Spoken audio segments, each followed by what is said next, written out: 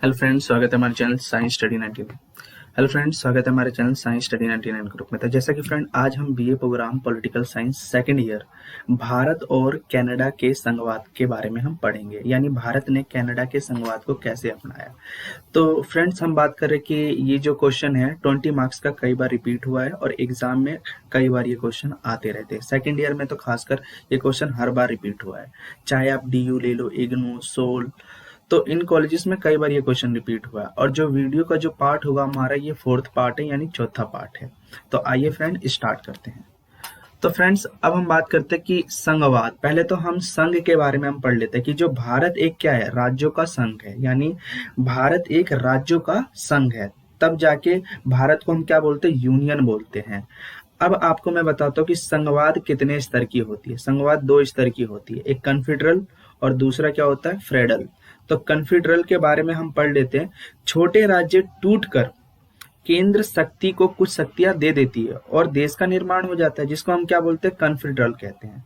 और फेडरल का मतलब क्या होता है, फेडरल को भी हिंदी में संघ बोला जाता है। जैसे अमेरिका एक राज्य से मिलकर बना, यानी कई राज्य से मिलकर अमेरिका बना है।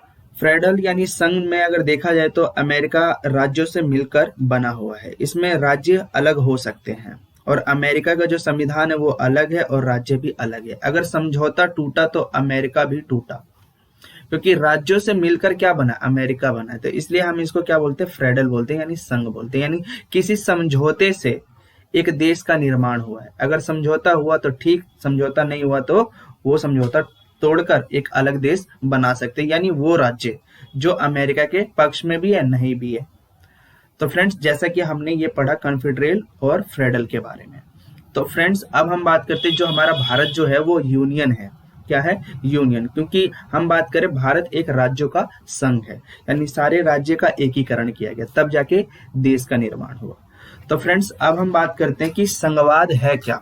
एक्चुअली हमें संघवाद को समझना है। अभी मैंने टॉपिक स्टार्ट नहीं करा, आपको बस मैं समझा रहा हूं कि संघवाद का मतलब क्या होता है।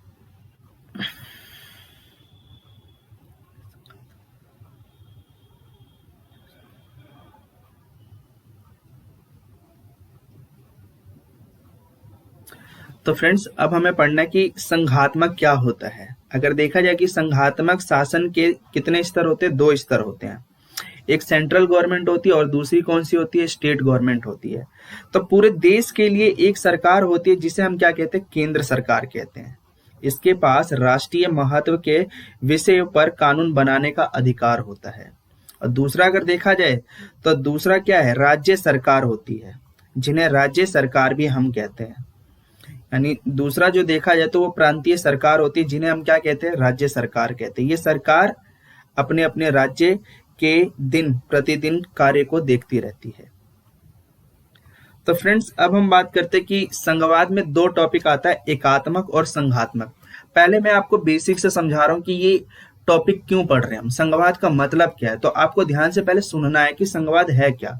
संघवाद में 2 स्तर होते हैं, जैसे एकात्मक और संघात्मक, यानी 2 स्तर की सरकारें पाई जाती है। एकात्मक में अगर देखा जाए तो एक तंत्रीय व्यवस्था की सरकार में या तो एक स्तर पर कार्य करने वाली सरकार होती है, जिसको हम केंद्र सरकार कहते हैं। और देखा जाए तो केंद्र सरकार प्रांतीय सरकार यानी राज्य सरकार को आदेश देती है। और संघात्मक वाले में देख लेते हैं। संघात्मक शासन प्रणाली में केंद्र सरकार और राज्य में शक्तियों का विभाजन होता है और अपनी शक्तियों का प्रयोग करने के लिए राज्य ना तो केंद्र शक्ति के अधीन रहेगा, ना ही केंद्र के प्रति उत्तरदायित्व होगा।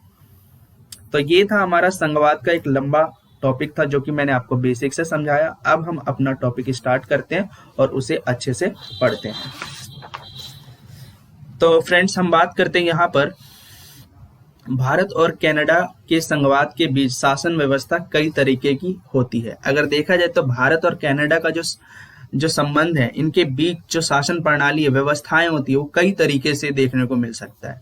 शासन की शक्ति का इस्तेमाल कई तरीके से किया जा सकता है। अब शासन व्यवस्था का प्रयोग या शासन शक्ति का इस्तेमाल एक स्थान से भी किया जा सकता है और कई स्थानों से भी किया जा सकता है। इस हिसाब से शासन व्यवस्था को 2 हिस्सों में बांटा गया है। तो आइए मित्रों, बने रहें, वीडियो को ध्यान से आप सुनते रहें और आप अपने नोटबुक में नोट भी करते रहें। तो एकात्मक शासन के बारे में मैंने आपको जस्ट अभी पढ़ाया था और संघात्मक शासन के बारे में भी पढ़ाया था। तो अब हमें इसे ध्यान से सुनना और समझना है।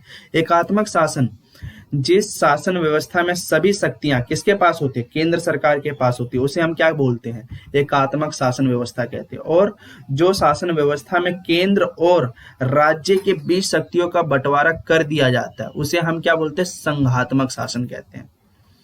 क्या कहते हैं? संघात्मक शासन व्यवस्था कहते हैं। इसलिए संघात्मक एक ऐसी शासन व्यवस्था है जिसमें संविधान के मुताबिक केंद्र और राज्यों के बीच शक्तियों का बंटवारा किया गया है।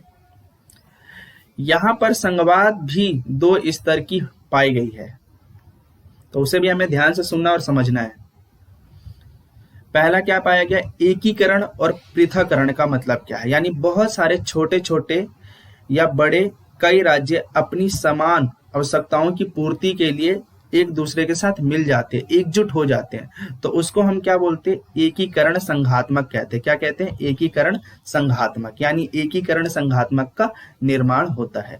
जैसे संयुक्त राज्य अमेरिका, जैसे कि मैंने आपको फेडरल के बारे में बताया था कि अमेरिका कई राज्यों से मिलकर बना है। उसने समझौता, यानी राज्यों ने समझौता किससे किया? अमेरिका से। उनका संविधान अलग है और राज्य अलग है। अगर समझौता टूटा तो राज्य देश बना सकते हैं। कई बार अमेरिका ऐसा टूटा भी है और सोवियत संघ भी ऐसे टूटा था। जबकि कोई देश खुद को राजनीतिक सुविधाओं के लिए या आर्थिक सहूलियत के लिए खुद को कई हिस्सों में या प्रांतों में बांट लेता है, तो उसे हम क्या कहते हैं? पृथक्करण संघात्मक कहते हैं। इस तरीके से पृथक्करण यानी अलग अलग संघात्मक का निर्माण होता है, जैसे कि भारत और कनाडा का। संघात्मक का अर्थ बताइए। संघात्मक को अंग्रेजी में हम क्या बोलते हैं? फेडरलिज्म कहते हैं, जो संघ शब्द से बना है।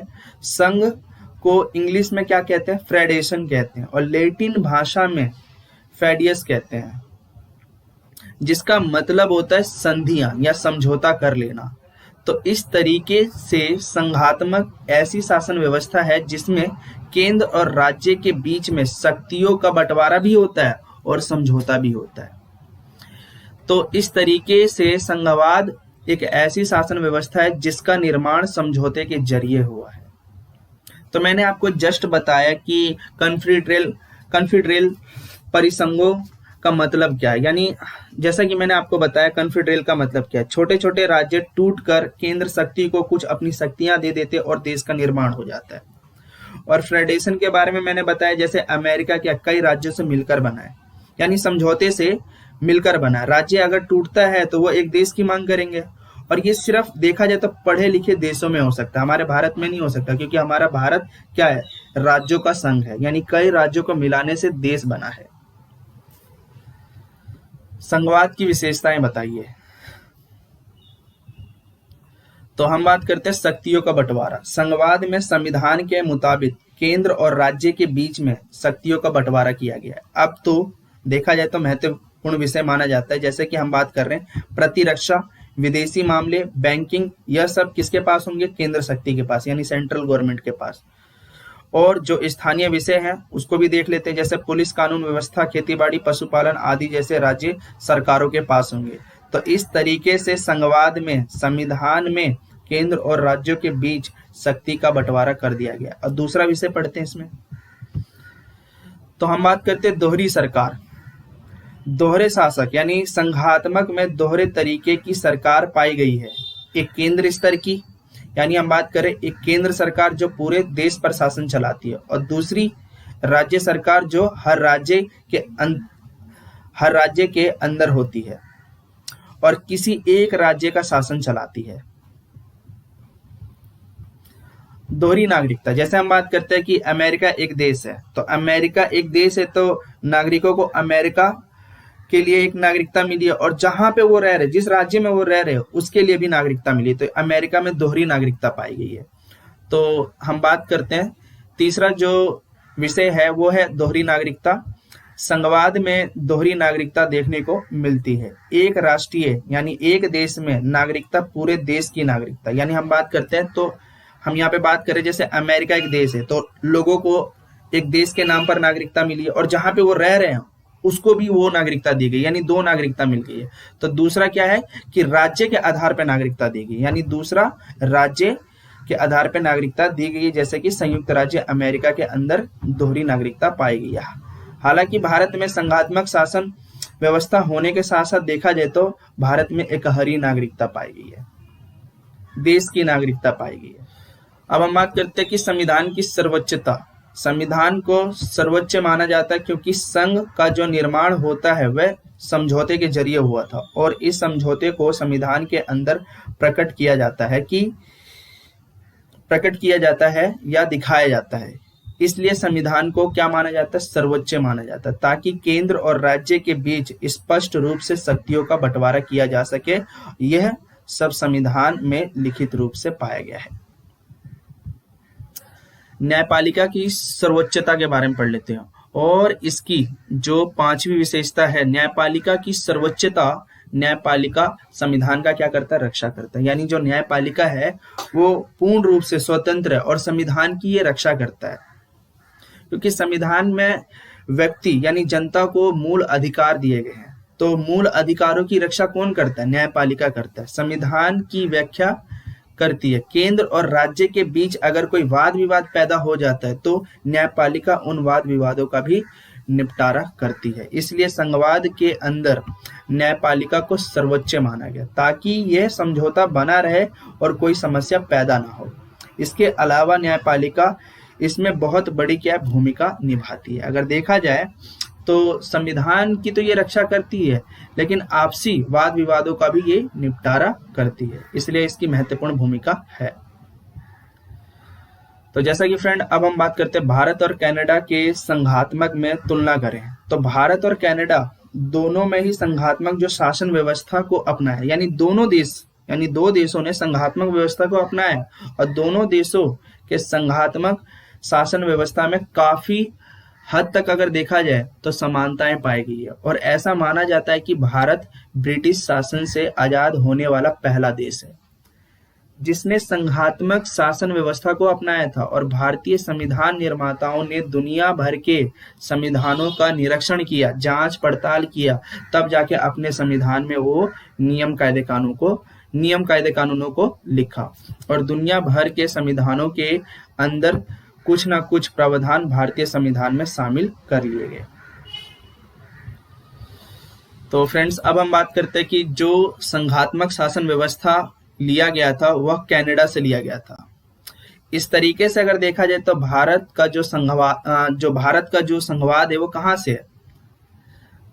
इस तरीके से अगर देखा जाए तो भारत का जो संघवाद है वह कनाडा के संघवाद से प्रेरित हुआ है। इसी वजह से भारत और कनाडा के संघवाद में काफी हद तक समानता पाई गई है। भारत और कनाडा के संघात्मक में समानता और भारत और कनाडा के संघात्मक में काफी सारी समानताएं पाई जाती है, जिसमें सबसे पहली समानता क्या है देखते हैं। हम बात करते हैं संसदीय शासन प्रणाली। अब ये संसदीय शासन प्रणाली क्या होता है, यानी संसद में कितने अंग होते हैं, 2 अंग होते हैं, लोकसभा राज्यसभा। भारत और कनाडा दोनों में संसदीय शासन प्रणाली को अपनाया गया। संसदीय शासन प्रणाली के अंदर राष्ट्रपति अपनी शक्ति का इस्तेमाल संसद की सलाह से रोक सकता है। राष्ट्रपति अपनी शक्ति का इस्तेमाल संसद की सलाह से करता है और खुद नामात्र का मुखिया होता है। क्यों भाई, क्योंकि अगर देखा जाए कि लोकसभा का जो प्रतिनिधित्व करने वाला जो होता है वो देश का मुखिया होता है, जिसको हम प्रधानमंत्री बोलते हैं। उनके पास सारी शक्तियां होती है। नामात्र में किसके पास शक्तियां होती है, राष्ट्रपति के पास होती है। देखो यहाँ पे हम बात करते हैं लोकसभा राज्यसभा से जो भी नियम कायदे कानून जब भी पारित हो जाता है तो राष्ट्रपति के पास जाता है और राष्ट्रपति क्या करता है, साइन करता है, बाध्य होता है वो। हालांकि अमेरिका के अंदर राष्ट्रपति शक्तिशाली होता है, जबकि भारत में देश का प्रधानमंत्री सबसे ज्यादा शक्तिशाली होता है और राष्ट्रपति अपनी तमाम शक्तियों का इस्तेमाल कर सकता है। लेकिन हमारे भारत में क्या है, राष्ट्रपति को नामात्र की शक्तियां दी गई है। शुरू में अमेरिका के संघीय व्यवस्था को एक आदर्श व्यवस्था माना जाता है, लेकिन बाद में भारत और कनाडा, ऑस्ट्रेलिया, जर्मनी इन देशों में संघात्मक व्यवस्था को अपने हिसाब से अपनाने लगे। संघवाद के लिए अमेरिका की नकल करना आवश्यक नहीं है। हर देश में अपनी सहूलियत के हिसाब से, अपनी परिस्थितियों के हिसाब से संघवाद को बदल कर भी अपनाया जा सकता है। जैसे कि भारत के अंदर अमेरिका की तरह राष्ट्रपति शक्तिशाली नहीं है, बल्कि संसद शक्तिशाली है और संसद फैसले लेती है। तो फ्रेंड्स, अब हम पढ़ रहे हैं लिखित व कठोर संविधान। दूसरी जो समानता है भारत और कनाडा के संघवाद में, वह है जो संविधान को लेकर भारत और कनाडा को जो संविधान है यानी वो लिखित है और आंशिक रूप से कंट्रोल संविधान करता है। तो यहाँ पे हम बात करते हैं कि जो भी देखा जाए तो हमारे देश में क्या लिखित संविधान है, नियम कायदे कानून क्या करता है, वो कंट्रोल करता है। तो भारतीय संविधान के अंदर कुछ प्रावधान ऐसे जिन्हें क्या है साधारण बहुमत से संशोधित किया जा सकता है। यानी हम बात करते हैं कि भारत का जो संविधान है, भारत के संविधान में लिखित और कठोर कानून पाया गया है। ठीक है, यानी कठोर कानून भी है और लचीला कानून भी है, जो साधारण बहुमत से संशोधित किया जा सकता है, यानी कानूनों में बदलाव किया जा सकता है, उसको हम लचीला संविधान कहते हैं। जबकि बहुत सारे प्रावधान ऐसे भी हैं जिन्हें संशोधन करने के लिए विशेष बहुमत की आवश्यकता होती है, उसे हम कठोर संविधान कहते हैं। और विशेष बहुमत की क्या पड़ती है, नीड, आवश्यकता पड़ती है, राज्यों की सहमति लेनी पड़ती है।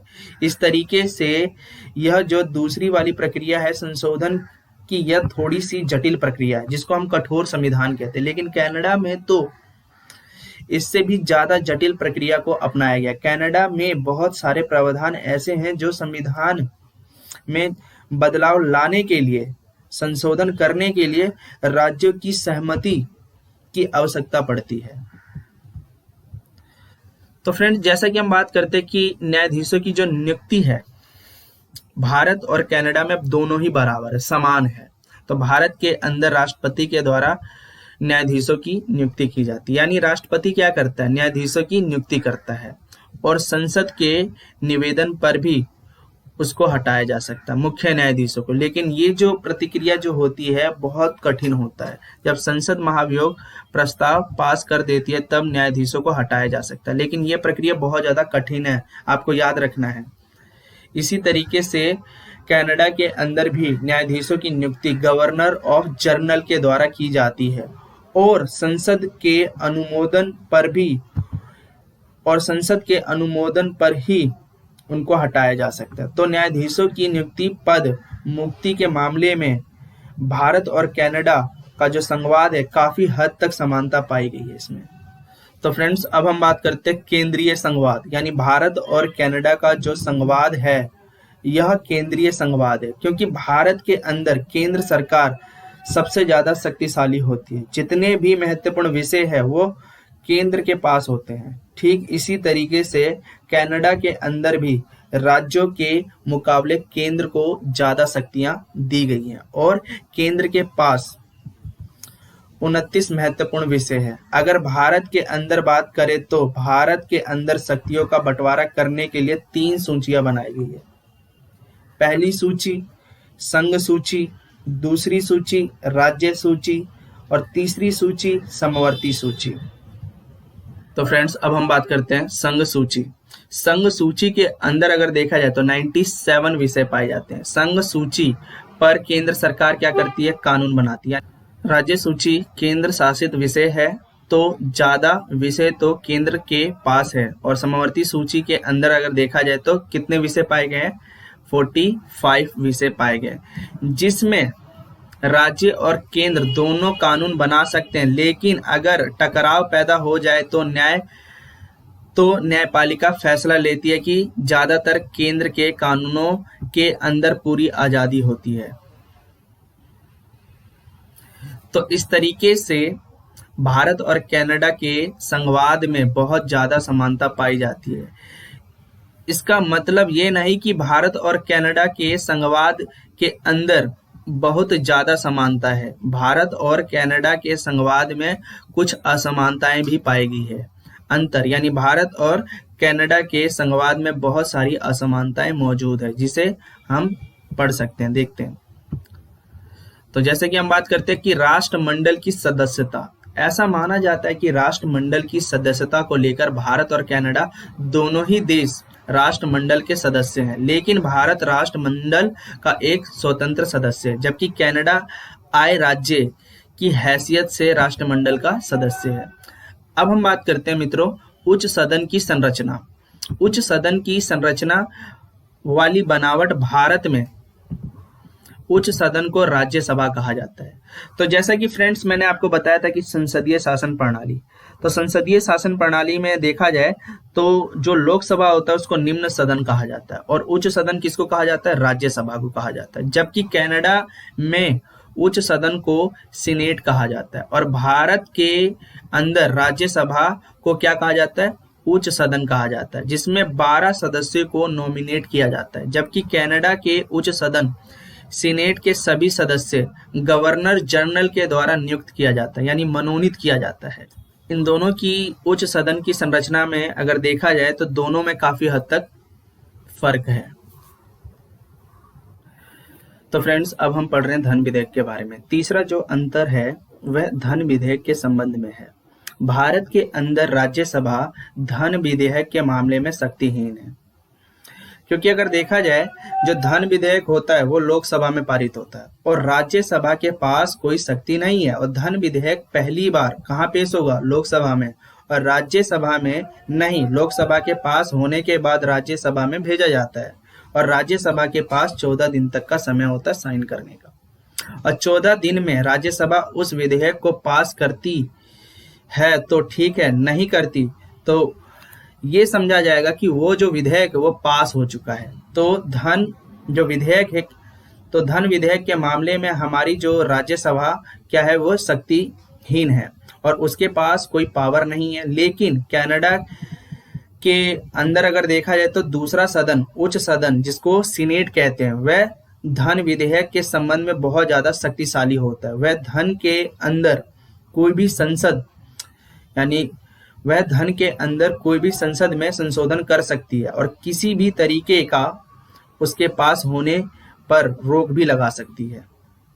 तो धन विधेयक के संबंध में राज्यसभा कमजोर होती है। देखा जाए तो प्यारे मित्रों यहाँ पे हम बात करें कि राज्यसभा जो है वो भारत में शक्ति विहीन है और यहाँ पे पावरफुल कौन है, सीनेट है, जिसको उच्च सदन कहा जाता है।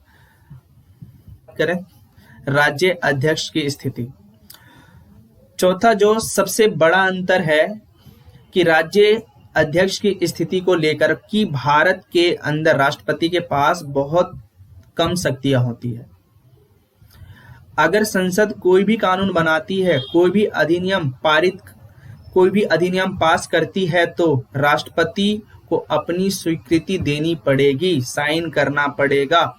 राष्ट्रपति उस विधेयक पर, अधिनियम पर अपनी स्वीकृति देने से इनकार नहीं कर सकता। लेकिन कनाडा के अंदर गवर्नर के पास भी अधिकार है कि वह राज्यों के द्वारा पास किए गए कानूनों की अस्वीकृति भी कर सकता है। तो फ्रेंड्स हमारा टॉपिक खत्म हो गया। संघवाद को अच्छे तरीके से हमने समझ लिया। तो आप अपने एग्जाम में अगर संघवाद की विशेषताओं के बारे में इस प्रकार से लिखते हैं तो आपके मार्क्स इंक्रीज हो जाएंगे। तो फ्रेंड्स हम नेक्स्ट वीडियो में मिलते हैं।